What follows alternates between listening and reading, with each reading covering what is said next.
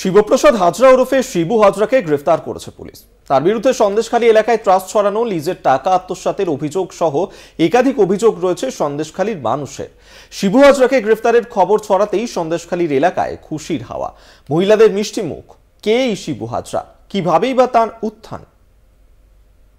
সিপিএমের প্রভাবশালী নেতার ছেলে, একসময় সিপিআইএম এর ঝান্ডাধারী কর্মীর পুরো ভুলবদল। সন্দেশখালী এলাকার ত্রাস শেখ শাহজাহানের ডান হাত শিবু হাজরা ওরফে শিবপ্রসাদ হাজরা।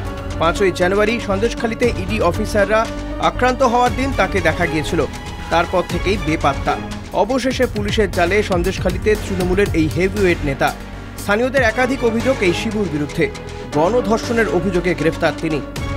এক নজরে দেখে নেওয়া যাক শিবুর উত্থানের নেপথ্য কাহিনী। শিবপ্রসাদ হাজরার আদিবাড়ি জেলিয়াখালীতে। বাবা নীলকান্ত হাজরা সন্দেশখালীতে সিপিএমের প্রভাবশালী নেতা।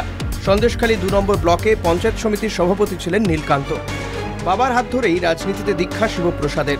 প্রথমে সিপিএম কর্মী হিসেবেই কাজ শুরু করেন শিবু।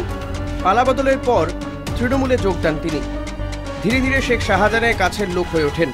সন্দেশখালী 2 নম্বর ব্লক তৃণমূল সভাপতি পদ পান শিবপ্রসাদ।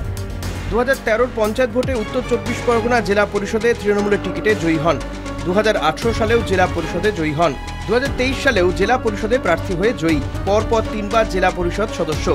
রাজনৈতিক উত্থানের সঙ্গে সঙ্গে ক্ষমতার দাপট। শেখ শাহজাহানের হয়ে বিভিন্ন কাজে শিবুর যোগ থাকার অভিযোগ সামনে আসতে থাকে।